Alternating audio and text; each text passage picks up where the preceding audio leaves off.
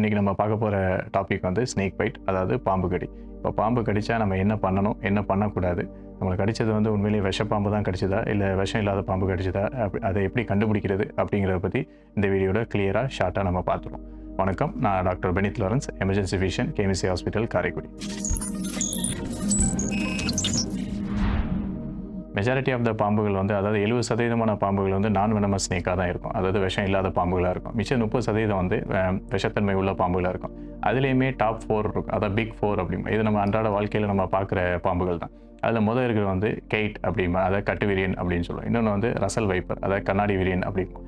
இன்னொன்று வந்து சாட்டை விரியன், அதாவது ஸ்கேல்டு வைப்பர் அப்படிப்போம். அடுத்து நம்ம எல்லாருக்கும் தெரிஞ்ச அந்த கோப்ராங்கிறது வந்து நாகப்பாம்பு அப்படின்னு சொல்லுவோம். ஸோ இந்த 4 பாம்புகளோட விஷம் வந்து ரொம்ப கொடூரமான விஷயமா இருக்கும். இதில் ஏதாவது ஒரு பாம்பு கடித்து நம்ம ட்ரீட்மெண்ட் எடுக்காமல் விட்டுட்டோம் அப்படின்னா அது வந்து உயிருக்கு ஆபத்தான நிலைமையில கொண்டு போய் விட்டுரும்.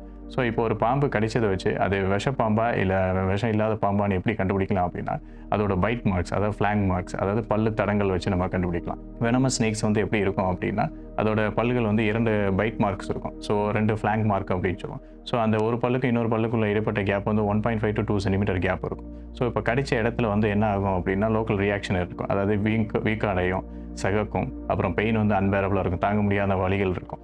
ஸோ அதுக்கடுத்து வந்து நெறி கட்டும். அதுக்கடுத்து இப்போ பாம்போட விஷத்தில் வந்து 2 டைப் ஆஃப் இது இருக்கும். ஒன்று நியூரோடாக்சின், இன்னொன்று வந்து ஹெப்படோடாக்சின் அப்படின்னு இருக்கும். நியூரோடாக்சின் அப்படின்னா நரம்பு மண்டலங்களை பாதிப்படைய வைக்கிற விஷங்கள். அதோட விஷத்தோட தன்மை வந்து நம்மளோட நரம்பு மண்டலங்களை பாதிப்படைய வைக்கும்.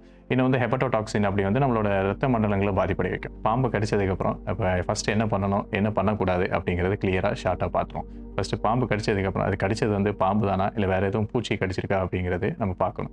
ஸோ பாம்போட அங்க அடையாளங்கள் நம்ம பார்த்து வச்சுக்கிறது ஹாஸ்பிட்டலில் ட்ரீட்மெண்ட்டுக்கு ரொம்ப ஹெல்ப்ஃபுல்லாக இருக்கும். நெக்ஸ்ட் வந்து அந்த பாம்பு கடிச்ச உடனே நம்ம வந்து பதட்டப்படக்கூடாது, அந்த இடத்த விட்டு ஓடக்கூடாது. ஏன்னா பதட்டப்படும் போதோ இல்லை ஓடும் போதோ என்ன ஆகும் அப்படின்னா, நம்மளோட இருதய துடிப்பு வந்து அதிகமாகும், அதனால நம்ம ரத்த ஓட்டங்களும் அதிகமாகும். ஸோ இது ரெண்டுமே நம்மளுக்கு ஆபத்தை ஏற்படுத்தும். நெக்ஸ்ட்டு இப்போ நம்ம பாம்பு கடிச்ச இடத்துலேருந்து ஒரு 4 to 5 அடி தள்ளி நின்றுட்டு ஃப்ரெண்ட்ஸ் அண்ட் ஃபேமிலிக்கு இல்லை ஆம்புலன்ஸுக்கு கால் பண்ணிவிட்டு நியர்பை ஹாஸ்பிட்டலுக்கு எவ்வளோ சீக்கிரம் போக முடியுமோ அவ்வளோ சீக்கிரம் போனால் அது நல்லது. இப்போ நம்ம பாம்பு கடிச்சதுக்கப்புறம் நம்ம என்ன பண்ணக்கூடாது அப்படிங்கிறது ஷார்ட் அண்ட் கிளியராக பார்த்துருவோம். ஸோ ஃபஸ்ட்டு வந்து எதுவும் சினிமேட்டிக்காக எதுவும் பண்ணக்கூடாது. அதாவது எப்படின்னா, இப்போ பாம்பு கடிச்ச இடத்துல இந்த கத்தியை வச்சோ இல்லை பிளேடை வச்சோ ஏதோ ஷார்ப்பான ஐட்டம் வச்சு அதை கிழிச்சு விட்டு அந்த ரத்தத்தை வெளியேற்றுறது வந்து பண்ணவே கூடாது. ஆல்ரெடி பாம்பு கடிச்சப்போ ஆல்ரெடி இன்ஃபெக்ட் ஆகிருக்கும். ஸோ மேற்கொண்டு நம்மளும் ரீஇன்ஃபெக்ட் பண்ணுற மாதிரி இருக்கும். நெக்ஸ்ட் வந்து அந்த கடிச்ச இடத்துல வந்து வாய் வச்சு அந்த ரத்தத்தை உறிஞ்சி வெளியே துப்புறதோ அது 2 பேருக்குமே ஆபத்தை ஏற்படுத்தும்.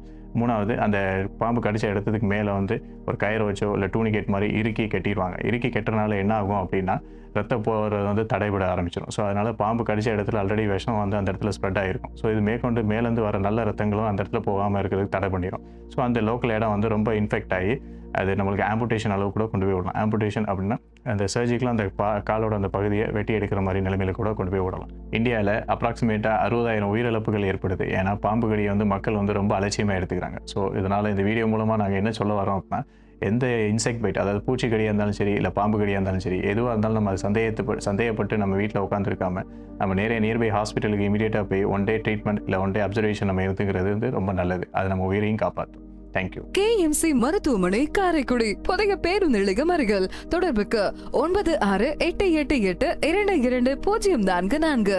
உயிர் காக்கும் உயர் சிகிச்சைகள் அனைத்தும் உங்கள் அருகில்.